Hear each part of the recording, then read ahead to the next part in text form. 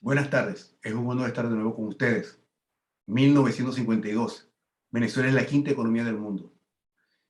Para ese año, su presupuesto es de 2.111 millones de bolívares, de los cuales 48% lo dedica a la infraestructura, 10% a gastos de seguridad y defensa. Tiene una producción de petróleo diaria de 1.600.000 barriles, que lleva a 1.800.000 finales de ese año. Ha incrementado la capacidad de refinación de 356% con respecto a 1948. Su gabinete de gobierno está conformado por hombres de altas cualificaciones, con trajinar en cada uno de los ministerios de los cuales son directores, los cuales ejercen la dirección. También se ha propuesto un agresivo programa de construcción de infraestructura y de industrialización dentro de un esquema racional de diversificación, contención del gasto para no crear falsa sensación de bienestar, en un esquema de Guerra Fría y de la Guerra de Corea, por lo cual Estados Unidos restringe severamente las exportaciones para dedicarlas al esfuerzo de guerra. Pero también los países emergentes petroleros del Oriente Medio amenazan con ser altamente competitivos. Además, se está construyendo el oleoducto transarábico, Sin embargo, Venezuela no se detiene. Se ha dedicado o ha previsto para 10 años una inversión de 5.000 millones de bolívares en infraestructura de regadíos, construcción de puertos, aeropuertos, canales de navegación y otras vías de comunicación, que lo cumple casi todo. Un programa de reducción del rancho que para 1958 ya se había reducido en un 80%. Esa es Venezuela en 1952. En el día de hoy nos vamos a referir a la crisis habida por causa del archipiélago de los Monjes, que comienza en enero de 1952 y finaliza con la nota diplomática de la Cancillería colombiana del 22 de noviembre del mismo año. Pasemos a la agenda de presentación. Vamos a ver sobre la geopolítica, los actores, armas, hechos y consecuencias. La geopolítica, la maniobra del gobierno colombiano.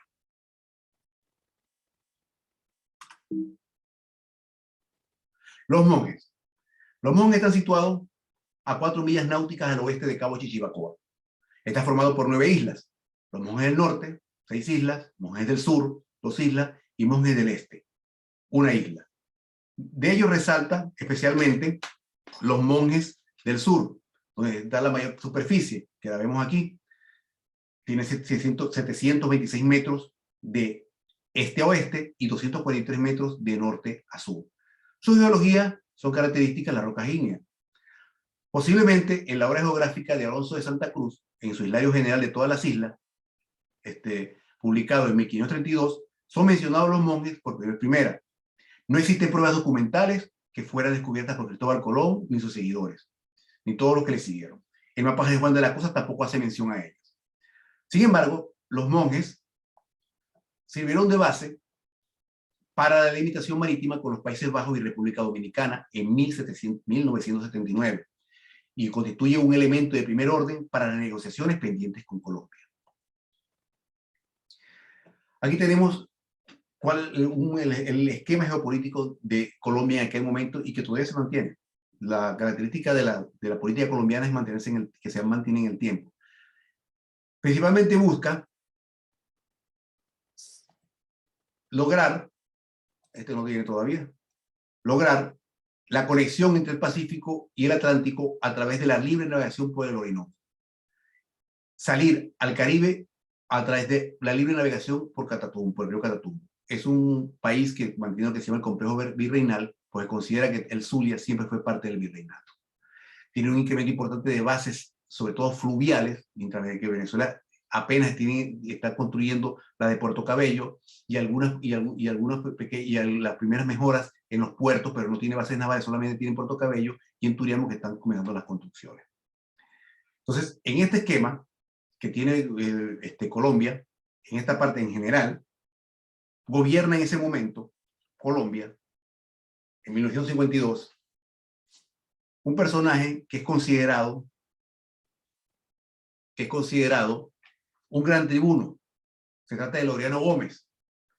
En ese momento se encontraba enfermo, tenía problemas del corazón, pero es el que ejerce con mano de hierro el gobierno. Hay una gran disputa entre liberales y conservadores, luego, sobre todo después del Bogotazo en 1948, con el asesinato de Jorge Eliezer Gaitán. Tienen una grave crisis política, muertes de colectivos, de personajes públicos, el quema de instalaciones importantes, de periódicos. Este hombre se dedica a perseguir a liberales y pone en estado de sitio mientras es presidente, le da la educación, el dominio de educación a los jesuitas, se caracterizaba porque era un líder radical, franquista, simpatizante del fascismo, racista, ¿verdad?, antisemita, que decía que los negros en sus escritos eran mentirosos y infantiles, y los indios, o los indígenas como lo llamaba, salvajes, derrotistas y maliciosos. Este es el hombre que gobierna Colombia. Está en plena crisis y necesitan darle salida a ella. ¿Cuál es la tesis de Colombia en este momento? La misma que mantiene todavía. Lograr, como las conversaciones para la Convención del Mar comienzan en 1952, ellos se proponen lograr la línea media para la repartición o la delimitación pendiente en el Golfo de Venezuela, porque después del Tratado de 1941, eso era un asunto que había, aunque ellos dijeron que estaba saldada estaba financiada todo tipo de controversias con Venezuela, eso no es así, como lo veremos más adelante. Y ese es el esquema que tiene dentro del Golfo de Venezuela.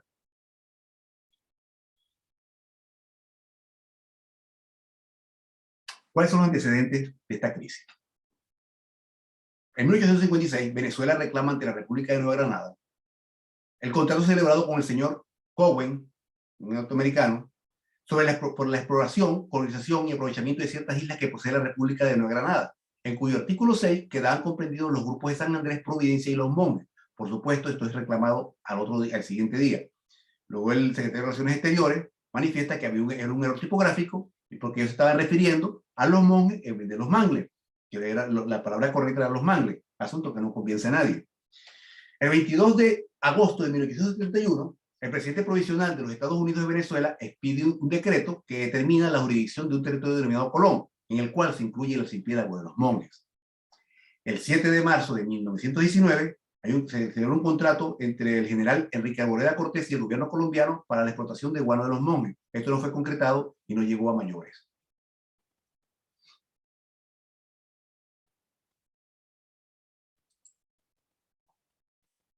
En 1932, específicamente el 2 de septiembre, comienza la guerra de Putumayo y Caquetá por el arco de Leticia contra Perú, con el Perú.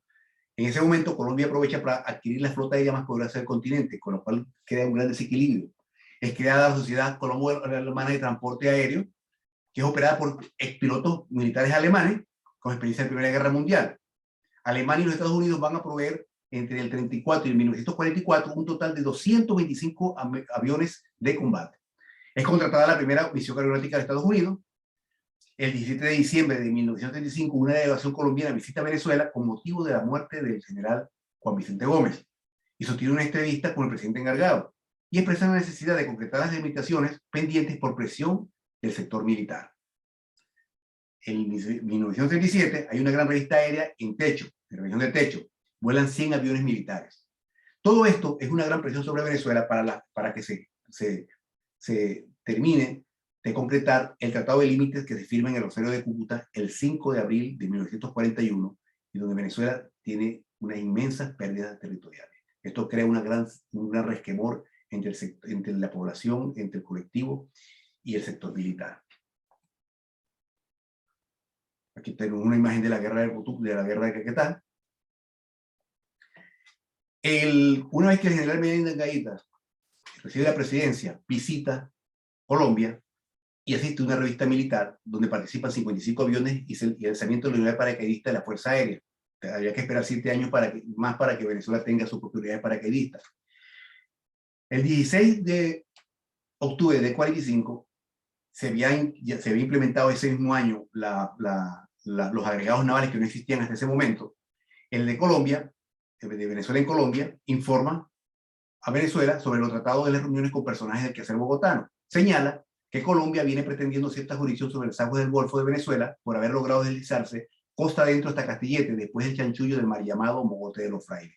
Ahí en el colectivo, sobre todo en el año 52, primero que fuimos víctimas de una trampa que nosotros mismos nos dejamos que no nos hicieran, el entreguismo de Alejandro López Contreras, que ese mismo año llega a Venezuela y es bastante atacado por la prensa, sobre todo por el Heraldo, y esa es la sensación que hay en el ambiente. Es un año también electoral, acuérdense que ese año, ahí es el año electoral, en el año 52, y se está esperando, el Instituto Electoral trata de no darle ventaja a ningún partido político, y se espera elecciones para diciembre de ese año.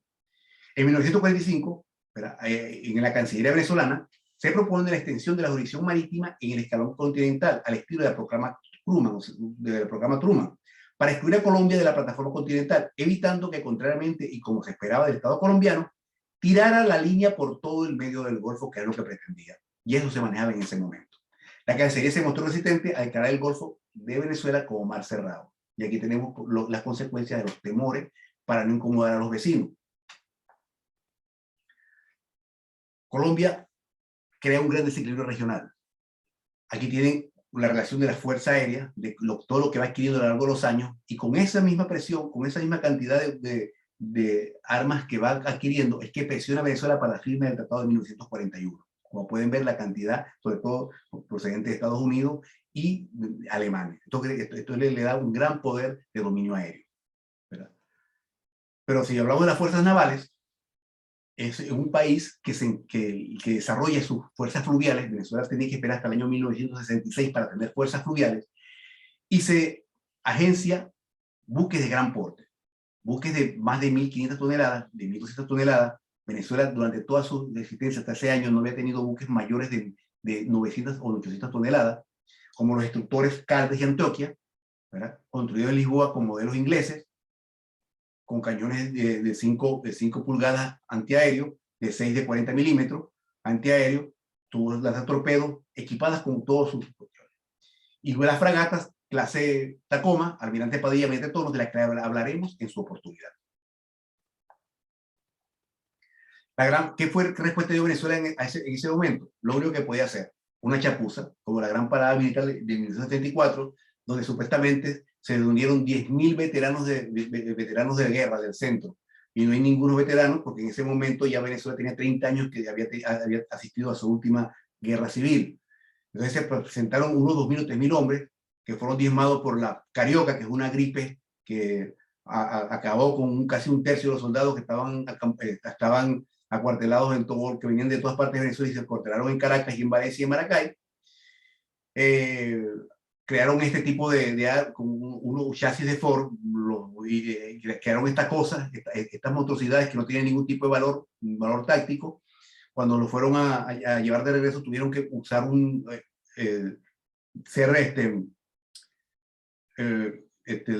moverlos, porque no se podían mover por su propio peso, no tenían fuerza para moverse solo, tuvieron que ser remolcados. Y de tal manera que esto fue lo que se le opuso, una gran parada militar en Caracas, que la gente aplaudió radiar, pero no pasaba de ser, como he dicho, una chapuza. ¿Quiénes son los actores de los monjes? Ya hablamos uno, que era el actor colombiano, ¿verdad? Laureano Gómez, Marco Pérez Jiménez, a quien pude entrevistar hace más de 20 años, nacido en Michelena, el 25 de abril de 1914, muerto en España el 29 de septiembre del 2001. Egresó de la Escuela Militar y Naval de Maracay en 1933, primero su promoción. Fue destinado en el 41 al Perú para realizar cursos de artillería y de Estado Mayor, donde salió como alumno destacado.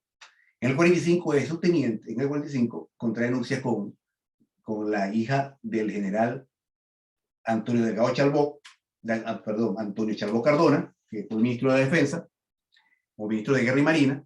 Siempre se manifiesta inconforme por las buenas condiciones económicas de la joven oficialidad y su postergación de los ascensos, asunto que a él no lo afectó. No obstante, de haber sido arrestado con 15 días de arresto en el cuartel San Carlos, pudo ascender a mayor ese año. Critica junto con sus compañeros las inmensas pérdidas territoriales por el Tratado de 1941. Ese era Marcos Pérez Jiménez joven, un hombre inconforme. Participa en el golpe militar que derrocó al presidente de la República, fue nombrado jefe de Estado Mayor en ese momento. El 5 de julio, o sea, el siguiente año, con un año de antigüedad, asciende a teniente coronel. Fue artífice del golpe contra Gallego, miembro de la Junta Militar de Gobierno y ministro de la Defensa, el 24 de noviembre de 1948. Y el primero para el 1952, es miembro de la Junta de Gobierno y candidato a la presidencia, aparte de ministro de la Defensa. Era coronel en ese momento. Fue una mente lógica, de gran capacidad matemática, racional en el ejercicio de la función pública, concibió la defensa de la nación como la movilización y utilización total de los recursos de un país. Sabía que no puede hacer de Venezuela una potencia militar sin un país fuerte, y esto lo llevó a un gran plan de desarrollo y modernización que a continuación vino. No soy partidario de gobiernos militares, pero esta es la realidad. ¿Qué dice el doctor José Antonio Jacopini Zárraga respecto a eso? Un gran patriota. En el incidente de los monjes, Pérez Jiménez no envía cartas de protesta, no usa la embajada, embarcó el batallón de infantería de marina Simón Bolívar número 1 en la corbeta Independencia, lo desembarcaron en los monjes, un transporte militar con equipo, material y personal de obras públicas para construir un faro en el Monje del Norte. De tal manera que fue un acto de posesión pacífica, sin discutir, sin pelear, sin mandar cosas innecesarias, un hombre directo. Ese fue Marcos Pérez Jiménez. El otro actor, Óscar Gersi Gómez, nacido en Río Caribe, Estado Sucre, el 14 de febrero de 1909, puesto en Caracas en 2006. Inició su servicio como marinero maquinista en 1925. Fue promovido a guardiamarina asimilado en 1931. En el 38 asciende a guardiamarina efectivo. El 5 de julio de 1946 ya lo vemos como capitán de corbeta y encargado de traer el primer transporte de tropas a Venezuela, el transporte Capana. El 24 de julio de 1947 es el inspector general de las Fuerzas Navales. Presidió la comisión encargada de seleccionar el lugar adecuado para las instalaciones de la base naval número 1, o sea, la primera base naval que íbamos a tener. Ya en el 49, específicamente el 23 de marzo, es el comandante general de las Fuerzas Navales. El 30 de abril del 49, el Estado Mayor Naval presenta el Plan Orgánico de Renovación y Actualización de Medios Navales. ¿En qué consistía este plan de renovación? Porque Venezuela no tenía ningún tipo, una flota, su flota era insignificante. Un portaaviones de 25.000 toneladas. Un crucero de 8.000 toneladas clase Tiger. Destructores de escuadra o pesados, 6 destructores livianos, un transporte con capacidad para una compañía de infantería marina, 2 dragaminas, 6 lanchas para la zona de pilotaje, 4 submarinos, 12 lanchas de alta velocidad con capacidad de torpedear y cazas submarinos, cañones antiaéreos, 20 milímetros, sonar y radar. Y eso se cumplió solamente un 20% porque lo otro estaba previsto para el año 58-63.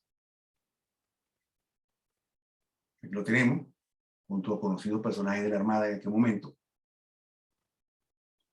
Durante la crisis, el 27 de enero, él asistió a las maniobras entre los Chillos y los Roques y luego elabora en febrero de ese año un aviso de los navegantes publicado en la Gaceta Oficial el 27 de febrero del 52 sobre la instalación de un faro de los Monjes Grandes del Sur de 248 pies de altura y alcance de 8 millas náuticas. Por causa del incidente de los monjes, sabemos que el Ministerio de Defensa ordenó la movilización de las Fuerzas Armadas y el comandante de las Fuerzas Navales se embarcó a bordo de la corbeta Federación como jefe del grupo de tarea de la Operación Caimán. Él se embarcó 3 veces en los monjes para supervisar los trabajos de construcción de un campamento temporal. Fue el jefe que fue la máxima figura o el máximo jefe que estuvo en campaña. Félix Román Moreno, general de brigada, nació en Estado Táchira el 31/10 de 1910 y muerto en Caracas el 20 de septiembre de 1968. Murió bastante joven.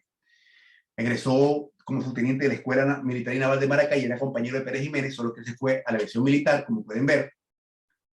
En 1942 es comandante del grupo 10 de caza, comandante del grupo número 7 de bombardeo el 30 de octubre de 1944. En 1945 al 47 fue director de la Escuela de Aviación Militar y fue el primer comandante de la Fuerza Aérea, nombrado el 4 de noviembre de 1947. Él se encarga de advertir a la embajada, fue el que tuvo gran peso porque la Fuerza Aérea fue la que tuvo el peso definitivo en este incidente. Advierte a la embajada de Colombia en Venezuela que los aviones Vampiro hayan disparos sobre los monjes y de encontrarse la fragata Almirante Padilla u otra unidad, podrían ser atacados. Esto fue bastante contundente y fue muy importante. Armas y equipo, una reivindicación necesaria. Las fuerzas navales venezolanas, ¿cómo estaban formadas? Estaban formadas por las corbetas clase Flower, utilizadas durante la Segunda Guerra Mundial, tenían un desplazamiento de 940 toneladas, un tonelaje modesto, 16 nudos máximo de velocidad, una máquina de 4 cilindros de triple expansión, una máquina bastante ya vieja para la época, ¿verdad? Una autonomía de 4.000 millas náuticas, armas, las que ven allí, pero ninguna de esas las trajo. Ahí se supone que estaban bien armadas con cañones de 100 milímetros, 2 metralletas de doble Lewis, 4 morteros antisubmarinos, cargas de profundidad, nada de eso vino de Venezuela. Carecían de blindaje y protección contra torpedos. Su dotación ideal era de 47 oficiales y marineros.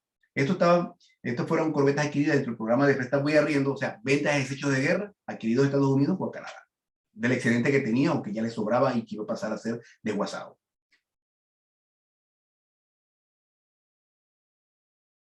Aquí tenemos las corbetas. Entonces son desechos de guerra, pero en ese momento, en el 45, el Congreso aprueba un crédito adicional para su adquisición de 800.000 bolívares para su adquisición, para compra de 3 corbetas y 4 que iban para la Marina Mercante. Al final, las 6 fueron para la Marina de Guerra y solo llegaron 5 porque una se hundió. Fue comprada a esta compañía que ustedes ven allí y el pliego de especificaciones elaborado por la Marina comprendía 156 renglones de reparación. Esto no se cumplió. Las corbetas sufrieron una serie de accidentes antes de llegar al país y llegaron en pésimas condiciones, sin armas, equipos ni comodidad alguna. Pasaron mucho tiempo en el arsenal naval. Aquí tiene usted la corbeta Victoria, una de las que participó en las operaciones en Los Monjes. La intervención de los alférez de navío que pasaron a mandar la Marina luego del 18 de octubre y carecían de criterio y experiencia, el problema de colocar gente sin experiencia en los cargos y mucho más con lo delicado que es la seguridad y defensa, ayudaron a mayores retrasos y contradicciones. Las corbetas vinieron con el armamento inutilizado. Fueron sustituidas por los pertenecientes a buques desincorporados, buques del año 38 y 34, como los cañoneros italianos, ¿verdad? Entonces, nada más que pudieron colocarle de las 5, 4, o sea, un cañón a cada uno de 102 milímetros y 2 de 66 milímetros. Las corbetas que intervinieron en la crisis de los Monjes fueron Victoria, Federación y Patria, pero eran incapaces de mantener un combate serio con los buques colombianos, como veremos. El 20 de junio del 50, esto llevó a Pérez Jiménez de que, como ministro de la Defensa, firmara un contrato para la construcción de 3 destructores de escuadra que estarían listos en el 53, pero no en ese momento.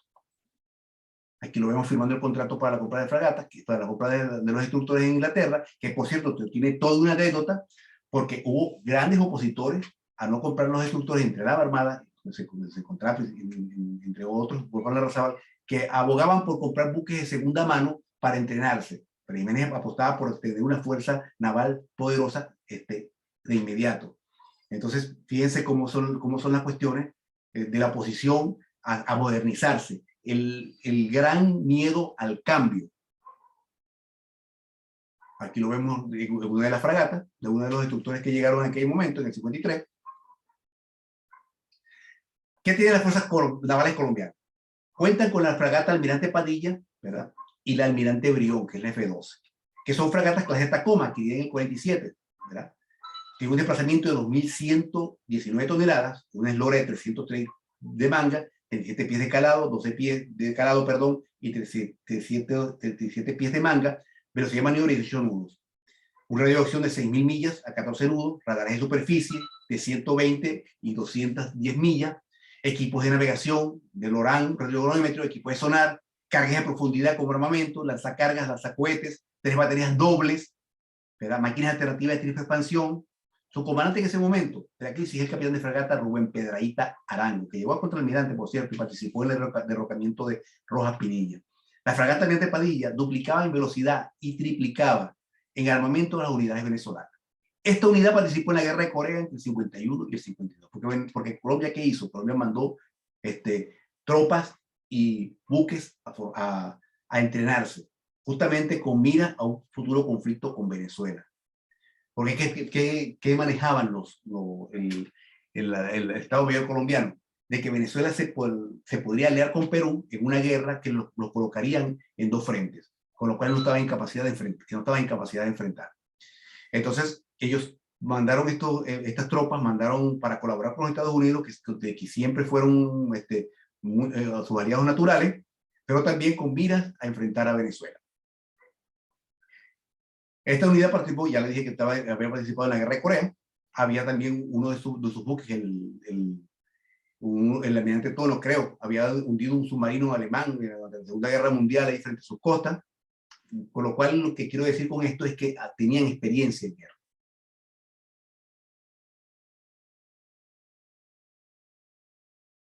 Aquí tenemos esta es la almirante Brión, de la misma clase. La Fuerza Aérea Venezolana. Venezuela tiene los aviones para ese momento, los Republic P-47 Thunderbird, que adquirieron en el año 47, con 8 metralladores de calibre .50, ¿verdad? Fue utilizado como cazabombardero, lleva 5 cohetes 25 milímetros.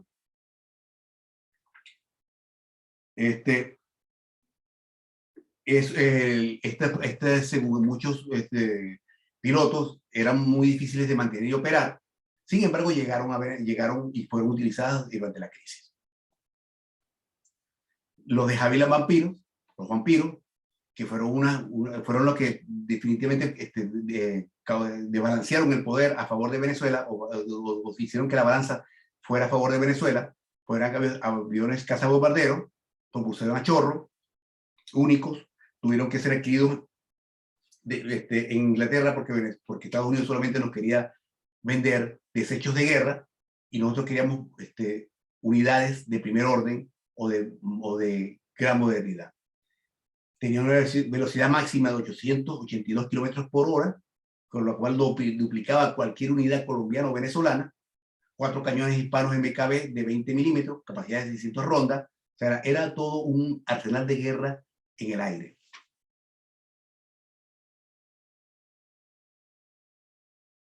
Aquí tenemos esto, tenemos los Beechcraft AT-11 que eran utilizados como aviones de reconocimiento y nodrizas de blancos aéreos, ¿verdad? Y los bombarderos American B-25 Mitchell, ¿verdad? Que llegaron a Venezuela a partir del 47-49, formaron parte del escuadrón de bombarderos B-40 en Barquisimeto, fueron utilizados para la vigilancia de fronteras y operaciones antiguerrilla, llevaba 3 tripulantes, una velocidad de 142 kilómetros por hora, un radio de acción de 2.167 kilómetros y una altura máxima de 7.600 metros. Y su armamento, 12-18 ametralladoras, Browning M2 de 12,7 milímetros, capacidad para 2.700 kilogramos de bomba y torpedos Mark 13. Aquí lo vemos, desde el Museo Aeronáutico.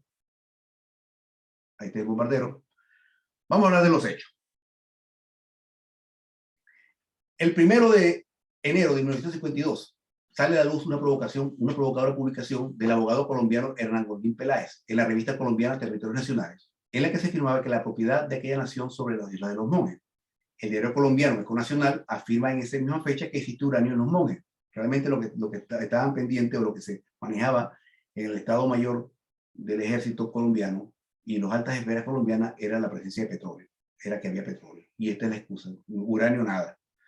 El 11 de enero del 52, el jefe de Estado Mayor General actualiza el plan general en previsión de una posible ocupación de los Monjes por las Fuerzas Armadas. Ya desde que Pérez Jiménez asume el Estado Mayor ya se empiezan a plantear escenarios de guerra con Colombia por reivindicaciones territoriales, porque Pérez Jiménez y sus hombres se manifiestan en todas las reuniones su inconformidad con los resultados del Tratado de Límites, las pérdidas territoriales y la necesidad de armarnos para obtener estas reivindicaciones, sobre todo en el Golfo de Venezuela y en el Esequibo.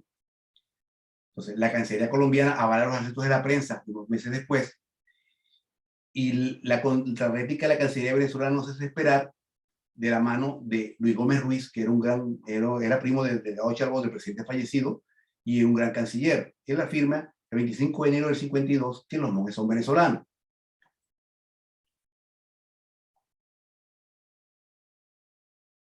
Pérez Jiménez, que era muy poco de estar hablando de prensa, declara: la voz del canciller es la voz del gobierno.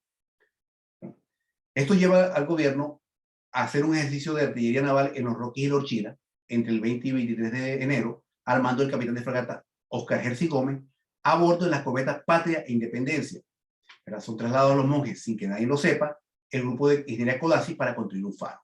Aquí tienen una reseña, esto fue lo que se ve en el periódico, y tienen a Oscar Gersi Gómez con algunos de los oficiales a bordo de la corbeta Patria, ¿verdad? Haciendo ejercicios de artillería. El 12/2 del 52, el diario colombiano del País publica que 13.000 colombianos, muchos expresidiarios, fueron entrenados en Venezuela y que estarían listos para ser enviados para subvertir aquel país. ¿Qué manejaba en la prensa colombiana en ese momento? Que Venezuela formaba, formaba guerrilleros para enviarlo al país, porque recuerda que había una gran confrontación en Colombia entre conservadores y liberales. Y la guerrilla se le achacaba a los liberales, y los liberales tenían buenas relaciones en cierto modo con Venezuela. Y entonces desde el 45 se viene acusando a Venezuela de crear o de crear zozobras, de que la Guardia Nacional les entregaba armas a los guerrilleros para subvertir el orden. Fíjense que la meta historia es siempre la misma. Cuando hay crisis, señalan al gobierno de ser los autores de la grave crisis política que amenaza con derrumbar el sistema político imperante. El comandante de las Fuerzas Navales, el 27 de febrero de 1952, ¿verdad?, publicó un aviso a los navegantes sobre la instalación de un faro, a que ya hemos hecho referencia. Y un pelotón de las Guardias Nacionales hace campamentos e instalaciones provisionales. Aquí tenemos cuando el faro construido en ese momento. Pero en marzo del 52 se reúne el alto gobierno en el Palacio de Nariño. El Estado Mayor de las Fuerzas Militares Colombianas presenta un documento llamado de 3 operaciones, que entre otras cosas afirma: Colombia puede ocupar militarmente los islotes, lo cual crearía una seria situación internacional, que las fuerzas militares de Colombia no están en situación de respaldar ahora ni en el futuro inmediato. Esta situación se agrava si se considera que Perú podría respaldar a Venezuela diplomáticamente y militarmente. Colombia puede pasar por alto la instalación del faro en Los Monjes y hacer caso omiso de las declaraciones de la prensa venezolana, esperando una ocasión más favorable para hacer valer sus derechos sobre la isla. Buena parte de este documento fue elaborado por Gustavo Rojas Pinilla, que 2 años más tarde se convertiría en presidente de la República. Aquí lo vemos.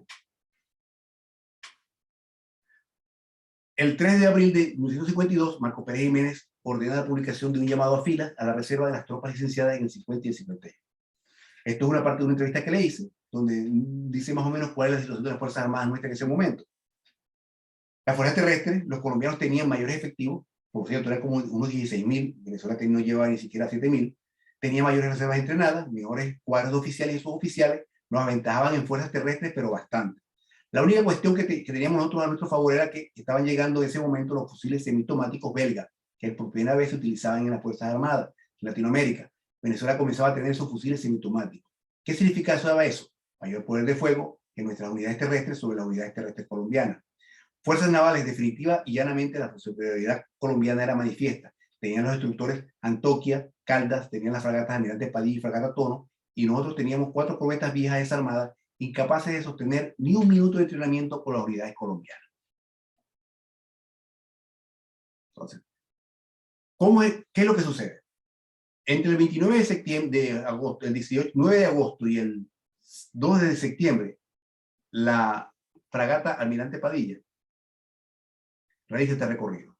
Sale de Cartagena, pasa por Los Monjes, donde hace unos ejercicios de tiro, pide papel a algunos pescadores, no se detiene mucho, rodea las islas, las Antillas Neerlandesas, hace un toque en Punta Espada, donde detiene dos contrabandistas, 2 buques contrabandistas, luego pasa por Río Hacha, ¿verdad?, donde también apresa otros contrabandistas, se dirige luego hasta Nicaragua, de allí, con 4 buques más, ¿verdad?, que son la Tono, los destructores y la otra fragata, hace un recorrido de aquí, bajando por las costas de Panamá, hasta llegar nuevamente a Cartagena, donde apresan 9 buques contrabandistas. Este es el recorrido que hace en ese momento.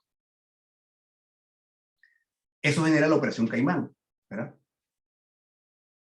Ya le expliqué cuál fue el recorrido. Entonces, el ministro de Defensa ordena la movilización de las Fuerzas Armadas, se inició la Operación Caimán, pero no crean que es por la Operación Caimán que se hace ahora, simplemente porque lo tomaron de la canción de Caimán se va para Barranquilla, esa canción que tenía Villos en ese momento. Entonces, se nombra como jefe de grupo de tarea al capitán de fragata, Oscar Jersey Gómez, ¿verdad?, donde participan los buques Corbetas Patria, Victoria y Federación en las condiciones que hemos indicado. Se distribuyen 3 buques, el batallón de ingeniero, otra vez Agustín Codazzi, y el batallón de infantería marina de Puerto Cabello. se dirigen al área de operaciones el 6 de septiembre. Desde Maracaibo salen hacia Los Monjes el escuadrón de caza 136 de la aviación militar con aviones Republic F-47 Thunderbolt al mando de los capitanes Alberto Ontiveros y Néstor Rodríguez, Alberto Delgado Ontiveros, perdón. También se dirigió al área de operaciones el escuadrón del conocimiento con los Viste 11, al cual hemos hecho referencia, al mando del coronel Luciano Sánchez Carrero. Aquí tenemos a Pérez Jiménez con Félix Román Moreno, el eterno conspirador Castro León, el presidente de la Junta de Gobierno en ese momento, Suárez Flamerich, entre otros. Este es Delegado Ontivero, este es el capitán, Delegado Ontivero, comandante de los F-47 Thunderbolt.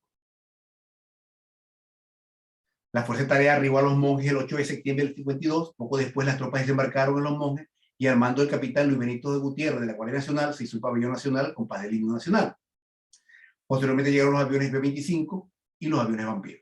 Las operaciones de patrullaje y vigilancia transcurrieron entre el 8 y el 15 de septiembre. Aquí tenemos las corbetas y el campamento. Esta es una foto del momento de aquella época. Aquí tenemos los aviones sobrevolando Los Monjes. La corbeta Victoria, una de las participantes. Básicamente, ¿cómo fue esto? Hemos tomado una referencia de una parte de una exposición del autor fallecido Francisco Olives Croe. Aquí está la fragata Almirante Padilla, después que se movilizan las Fuerzas Armadas venezolanas, como vemos aquí, ¿verdad? Luego llegan las corbetas que desembarcan personal y equipo, los vampiros y los bombarderos. Esto básicamente fue la maniobra ocurrida a raíz de la crisis de Los Monjes, luego que se le ocurriera, tuviera la osadía la fragata de bombardear uno de los islotes, con la excusa de que estaban haciendo prácticas de tiro. Sabemos todo que es una provocación para ver la capacidad de movilización o de reacción de Venezuela, que en ese momento, por cierto, cuartelan todas las unidades y el grupo el regimiento número 1 de Táchira es movilizado, ¿verdad? Que había sido bastante reforzado, porque en ese momento se están desconcentrando todo el arsenal que estaba en Maracay en manos de Gómez y la cantidad de unidades militares que estaban en Maracay se están desconcentrando en la frontera. Y una iniciativa de Pérez Jiménez de sacar todo ese de guarniciones ociosas en el centro del país hacia la frontera. Se moviliza ese regimiento que está bastante reforzado y en Maracaibo también está en estado de alerta para marchar sobre la Guajira. ¿Cuál es el resultado de esta movilización? Por supuesto, hay una parte diplomática donde el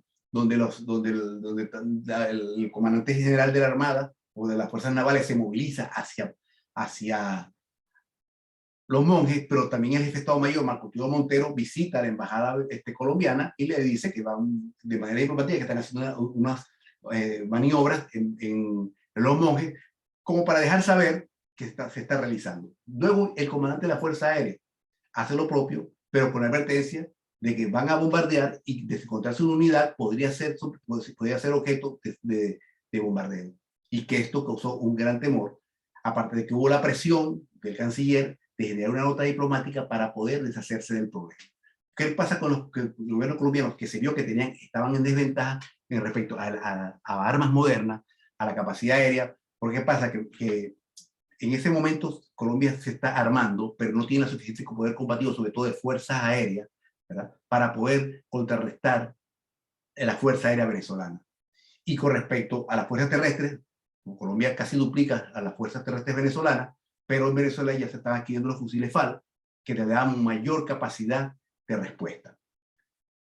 Los colombianos se ven que están en una crisis política y quieren lograr Los Monjes con miras a lograr la línea media en el Golfo de Venezuela, pero la crisis es tan grave que en ese momento hay persecución política, algunos políticos liberales se asilan en la embajada venezolana, hay también quema de periódicos en ese momento. Estamos hablando en pleno año 52, a finales de ese año, que esto viene a conllevar con el derrocamiento del presidente Laureano Gómez por el general Gustavo Rojas Pinilla. Esas fueron una de las consecuencias.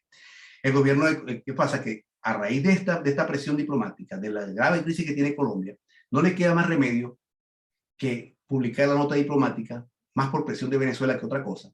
Solo que ellos lograron que Venezuela se abstuviera de hablar de que había todo finalizado con el Tratado de 1941, lo que fue una trampa de Colombia, para poder reabrir el caso para mejor ocasión, porque ellos le dijeron, le exigieron a Venezuela que no hiciera referencia a eso.